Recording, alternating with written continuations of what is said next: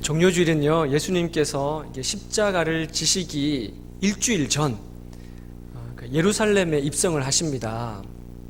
그러니까 예수님의 생애 마지막 한 주를 앞두고 예루살렘에 입성하실 때, 나귀 새끼를 타고 입성을 하실 때 많은 무리들이 종려나무 가지를 꺾어서 환영을 했어요. 호산나 다윗의 자손이여 하고 환영을 하고 그 나뭇가지를 바닥에다 깔았습니다.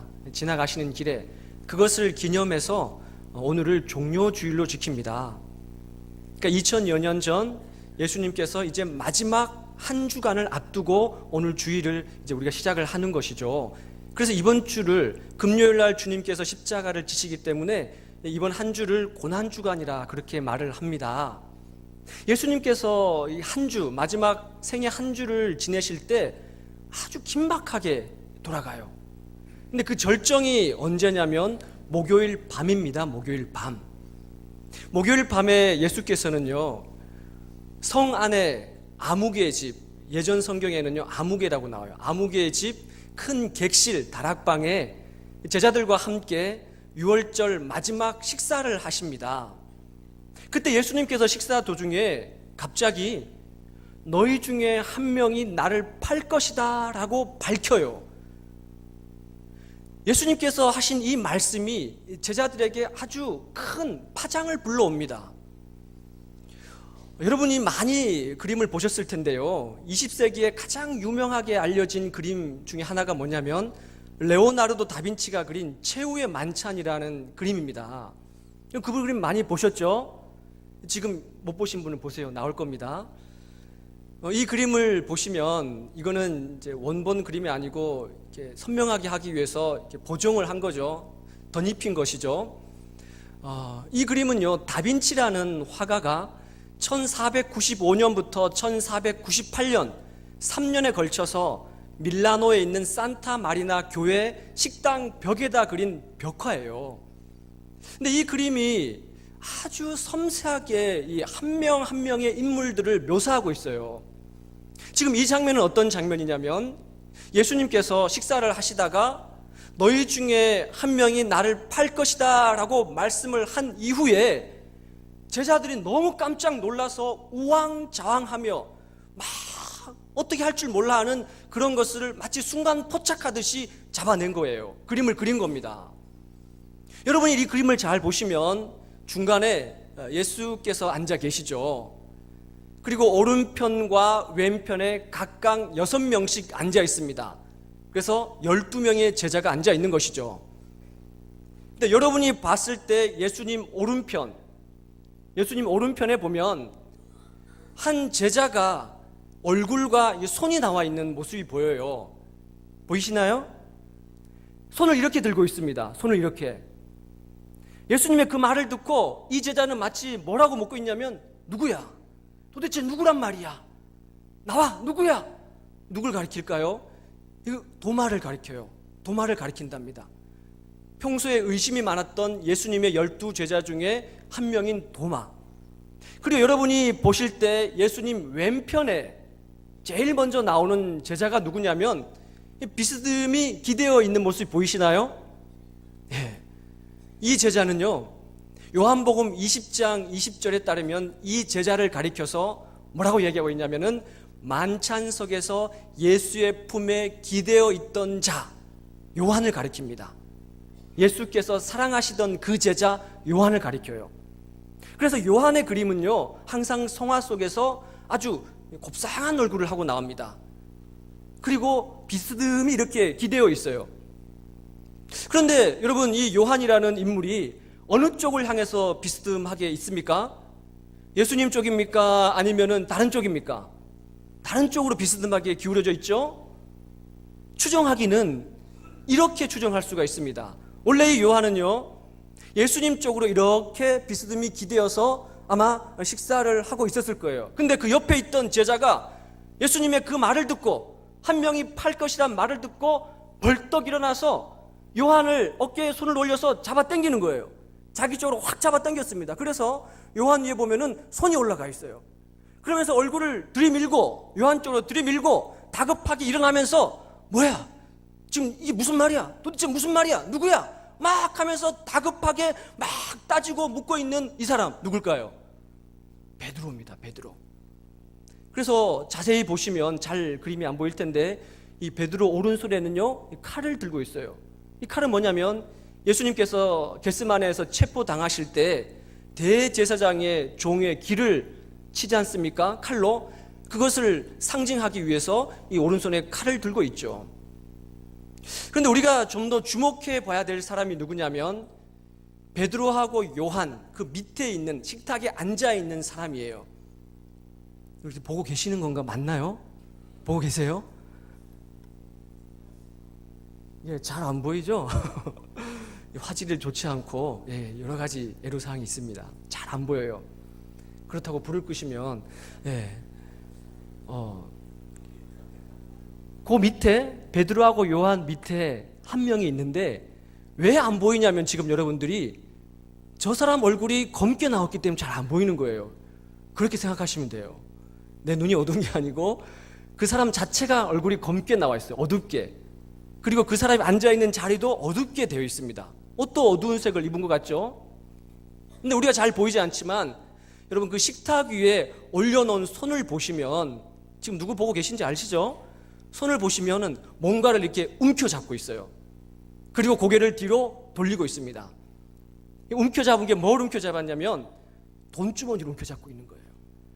그리고 뒤를 딱 돌아보고 있습니다. 나는 아니라고, 나는 아무 상관없다고, 저분이 하는 얘기가 나는 무슨 얘기인지 모르다고 능청스럽게 아니라고, 아무것도 모른다고 이렇게 뒤를 돌아보면서 예수님을 바라보는 것이 아니라 뒤에 사람 베드로하고 요한이 얘기하는 것을 보는 이 사람은 누굴 가리킬까요? 돈주머니를 잡고 있다고 그랬지 않습니까? 가룟 유다죠. 가룟 유다. 예수님을 판 가룟 유다를 상징하고 있어요. 여기에서 이 가룟 유다가 예수님께서 마지막 식사를 하실 때 떡을 주시지 않습니까? 우리 한글 성경은 떡이라고 번역했지만 원래는 빵이겠죠. 이 빵을 줄 때 이것을 받아서 나가요. 유다가요. 그래서 이 평양 본문인 요한복음 13장 30절에 따르면 이렇게 기록하고 있습니다. 유다가 떡 조각을 받고 곧 나가니 밤이러라. 밤이러라. 이렇게 기록되어 있어요. 이 그림 내리셔도 됩니다. 마태복음 26장 31절에 보면은 너희가 오늘 밤에 다 나를 버리리라. 마태복음 26장 34절에 보면 네가 오늘 밤 3번 나를 부인하리라. 제가 어디에다가 강조점을 뒀죠? 밤이었어요. 하룻밤에 일어난 일입니다. 누가 주님을 버린단 말입니까? 누구야? 도대체 누구야? 나오라 그래. 이렇게 말했던 도마도, 나는 죽을지언정 주님을 버리지 않겠습니다라고 호언장담했던 베드로도, 나는 아니지요, 내가 예수님 팔 사람 아니지요 라고 능청스럽게 묻고 있던 가룟 유다도 그날 밤 다 예수를 버리고 도망가 버리고 말아요. 제자들은요 어두운 밤을 경험해 보지 못했어요. 예수님과 함께 지낼 때는 낮이었습니다. 영광을 취했죠. 눈에서 이적을 봤죠. 병 고친 역사가 나타나죠. 영광만 취했습니다. 그런데 불현듯이 갑자기 십자가를 진다고 하는 이 어두운 밤이 닥치니까 모두 다 예수님을 버리고 도망가 버리고 마는 거예요. 사랑하는 교우 여러분, 여러분 삶 가운데 밤이 닥칠 수가 있습니다. 불현듯이 어두운 밤이 몰려올 때가 있단 말입니다. 그럴 때 여러분 어떻게 하시겠습니까? 오늘 우리가 읽은 이 본문은요, 예수님을 가장 잘 따른다고 하는 제자, 어쩌면 예수님이 가장 신뢰할 만하다고 했던 그 제자 베드로가 어떻게 베드로에 의해서 예수님이 어떻게 취급을 당하는지 우리에게 적나라하게 고스란히 보여주고 있어요. 우리가 읽지 않았지만 오늘 본문의 26장 58절에 보면 예수께서 겟세마네 동산에서 체포당하시고 대제사장 뜰에 같이 가십니다. 그런데 마가복음 14장 54절, 같은 이야기를 담고 있는 마가복음 14장 54절에 따르면 베드로가 안뜰까지 갔다라고 기록이 되어 있어요. 오늘 우리가 이 본문을 읽으면서 어디에 주목해야 되냐면 베드로가 어떻게 움직이는가, 여기에 주목을 해야 됩니다. 베드로가 머물렀던 장소가 어떻게 변하는가. 처음엔 어디였냐면은 안뜰이었어요. 예수님이 잡혀서 대제사장에 끌려갈 때, 그 집에 끌려갈 때 베드로가 안뜰까지 따라갔어요. 근데 그 다음 어디로 장소가 바뀌느냐? 오늘 우리가 읽은 본문 69절에 따르면 바깥들로 나옵니다. 그런 다음에 또 어디에 장소가 변하느냐? 75절에 보면요, 아예 이제 바깥으로 나가요. 안뜰에서 바깥들에서 이제는 완전히 밖으로 벗어나게 됩니다. 점점 더 주님으로부터 멀어지고 있는 베드로의 모습을 우리에게 보여주고 있는 거예요. 이런 베드로를 아주 잘 표현한 구절이 있는데 26장 58절에 보면 베드로가 멀찍이 예수를 따라 이렇게 기록되어 있어요. 멀찍이 따라. 왜 베드로는 예수를 멀찍이 따라갔을까요?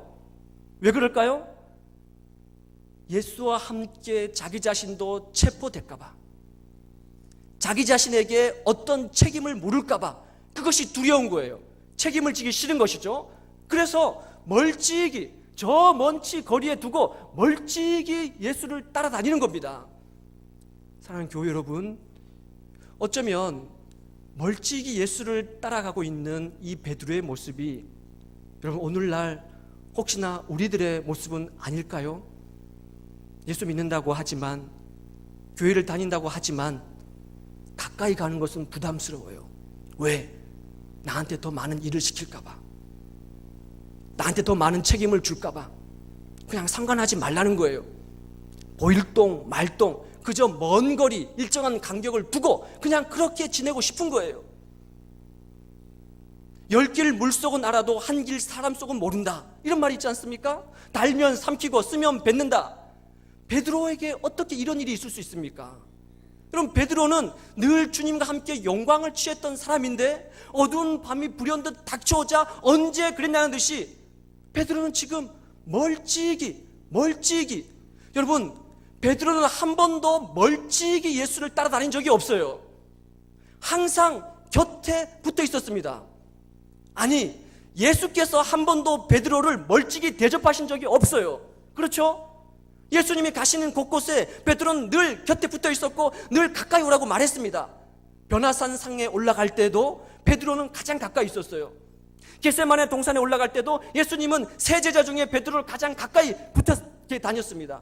베드로는 예수님으로부터 멀찍이 대접받은 적이 한 번도 없었어요. 그런데 오늘 본문은 뭘 가르치고 있느냐? 베드로가 멀찍이, 고난이 당하자, 십자가가 다가오자, 자기에게 책임이 전가될까봐 멀찍이, 점점 더 거리를 늘려서 멀찍이. 사랑하는 교회 여러분, 우리는 이런 신앙이 될 수가 없습니다. 사무엘상 2장 30절에 이렇게 우리에게 말씀하고 있는데요, 나를 존중히 여기는 자를 내가 존중히 여긴다, 나를 멸시하는 자를 나도 경멸한다. 하나님께서 하신 말씀이에요. 하나님을 존중히 여기는 자를 하나님께서 존중히 여겨주신다는 거예요. 가까이 오는 자를 가까이 대접한다는 것입니다. 잠언 8장 17절, 나를 사랑하는 자들이 나의 사랑을 입으며 나를 간절히 찾는 자가 나를 만날 것이니라. 레위기 10장 3절 이렇게 말합니다. 내게 가까이 오는 자 중에 내 거룩함을 나타낼 것이고 모든 백성에게 내 영광을 나타낼 것이다. 교회 여러분, 가까이 갈 때 주님의 영광이 우리에게 드러나게 되어 있는 겁니다. 멀찍이 서 있는 신앙은 신앙이 아니에요. 어두운 밤이 찾아오자, 경험하지 못했던 밤이 찾아오자 모든 제자들은 다 도망가 버리고 맙니다. 그러나 여러분, 어두운 밤일수록 더 주님을 깊이 만날 수 있습니다. 그래서 십자가의 성 요한이라는 영성가는 이렇게 말했어요. 어두운 밤이야말로, 내 영혼의 어두운 밤이야말로 하나님을 가장 가깝게 만날 수 있는 시간입니다라고 말했습니다.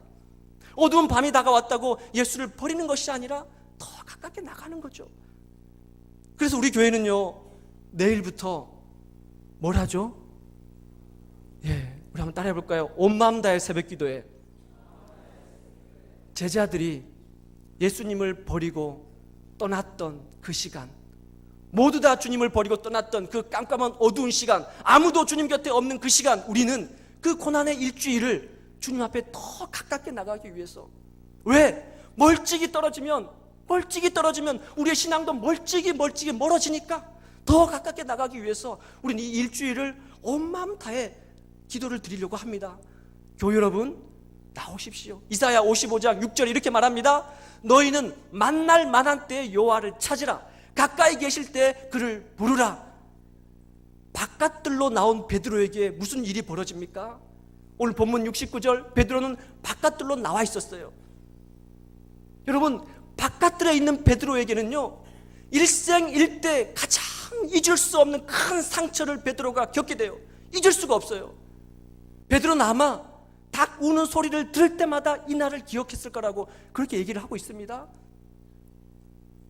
사랑하는 여러분, 우리가 주님으로부터 점점 멀어질 때 우리의 시험은 더 크게 우리에게 다가오게 되어 있습니다.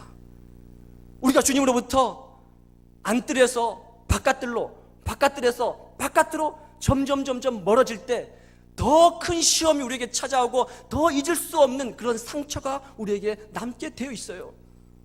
우리가 읽지 않았지만 본문 58절에 보면은 예수님께서 잡혀서 대제사장에 끌려가셨어요. 그때 베드로는 어디 있었냐? 바깥들에 있었습니다.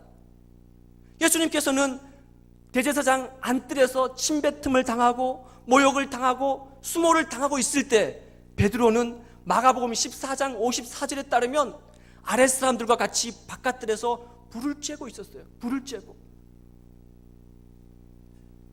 어두울 때는 잘 알지 못했습니다. 왜? 어두우니까. 누가 누군지 잘 몰라요. 그런데 불을 쬐다 보니까 그 불빛에 베드로의 얼굴이 서서히 드러나게 되어 있었어요. 그랬더니 그 옆에 있었던 여종 한 명이 베드로를 알아보고서는 캐묻기 시작합니다. 오늘 본문 69절에 너 갈릴리 사람 예수와 함께 있지 않았더냐? 묻는 거예요. 거기서 그치지 않습니다. 본문 71절에 봤더니 또 다른 여종의 한 명이 베드로를 발견하고서는 맞아, 너는 나사렛 예수 그 사람과 함께 있었어, 또 묻고 있습니다. 여기서 그치지 않습니다. 71절에 따르면, 73절에 따르면 뭐라고 그럽니까? 진실로 너도 그 도당이다. 내 목소리가 너를 증명한다. 어떻게 될까요? 베드로가 예수님으로부터 점점 멀어질 때 베드로의 정체를 묻고 있는 추궁하는 질문은 점점 옥죄어 들어오는 겁니다.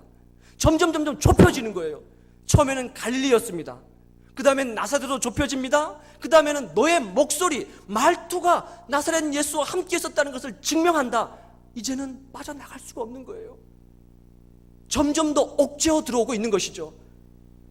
너의 사투리가 그것을 증명한다는 말을 듣고 어떻게 변명할 수가 있습니까? 어떻게 아니라고 말할 수가 있어요? 그런데 여러분, 베드로의 대답을 한번 들어보십시오.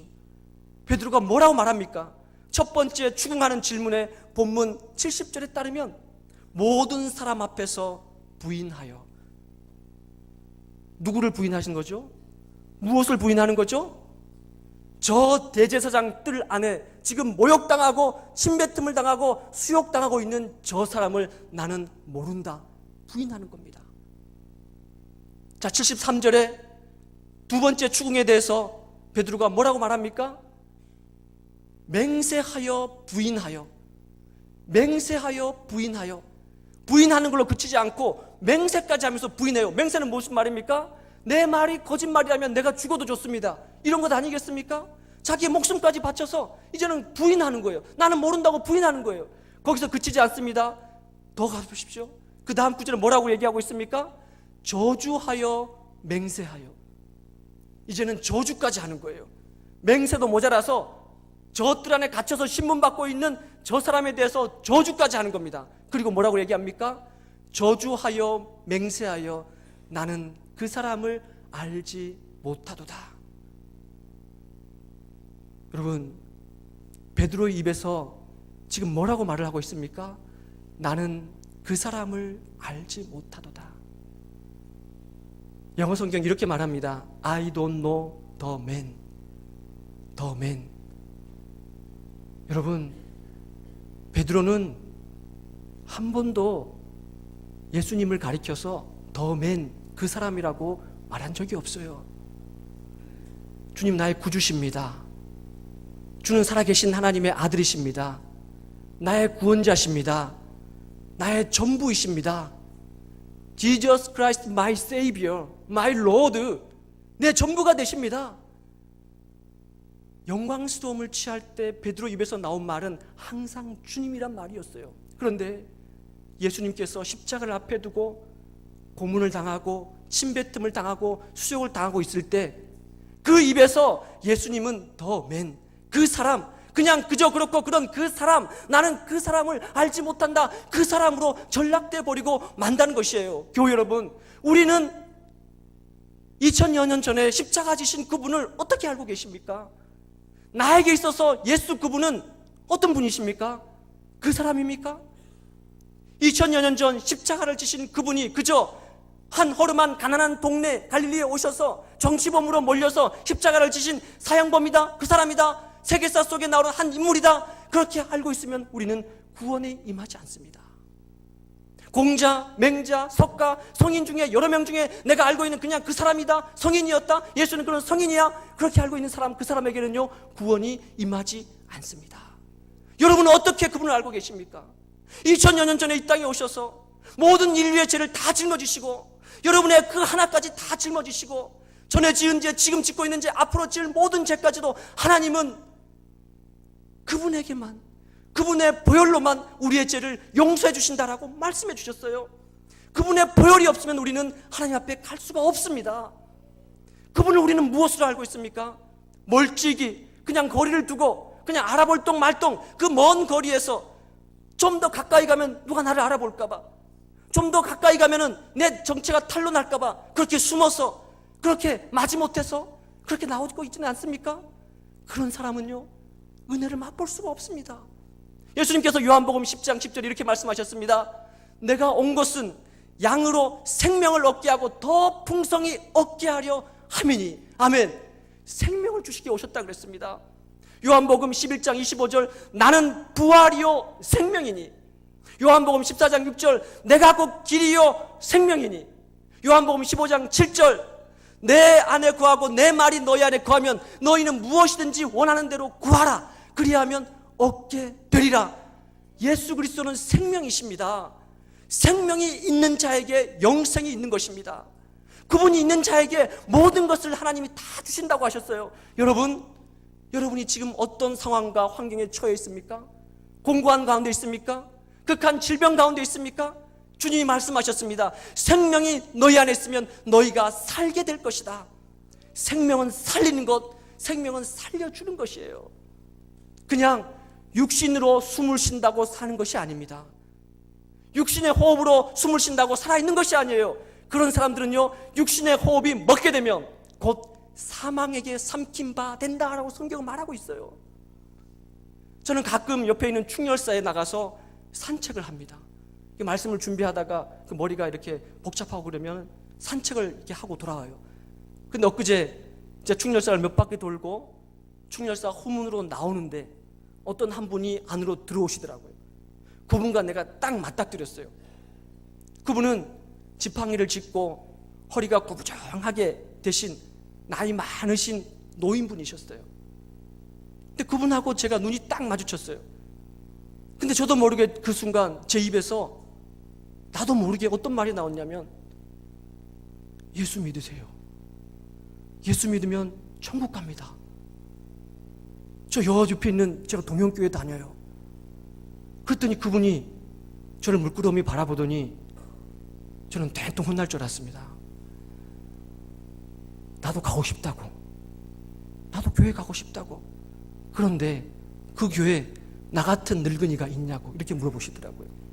나 같은 노인 같은 나 같은 사람도 교회 갈 수 있냐고, 몇 시에 예배 드리냐고, 나도 갈 수 있냐고, 내가 너무 나이 많지 않냐고, 거기 이런 늙으신 사람들이 있냐고. 무슨 소리냐고요. 더 나이 드신 분도 많이 계십니다. 많이 계세요. 얼마든지 오실 수 있습니다.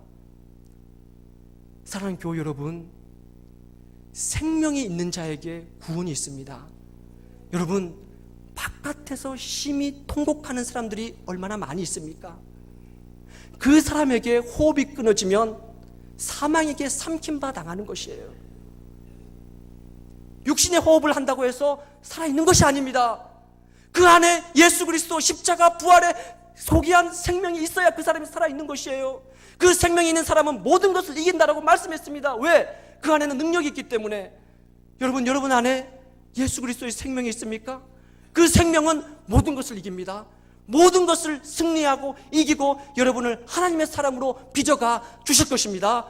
그 생명을 갖고 살아가는 여러분 되시기를 간절히 소원합니다. 오늘 하나님께서, 우리 주님께서 여러분을 성만찬의 자리로 초청하십니다. 주님께서 이렇게 말씀하셨어요. 이 떡을 먹지 않고서는, 이 피를 마시지 않고서는, 이 피와 이 떡을 마시고 먹어야 너희 안에 생명이 있다. 내 몸이다, 내 피다. 사랑하는 교회 여러분, 성찬에 참여할 때 예수 그리스도의 생명이 여러분 속에 거하는 것을 믿음으로 고백하고 그렇게 살겠다고 결단하는 은혜의 시간으로 성찬에 참여하시기를 바랍니다. 찬송 151장 함께 찬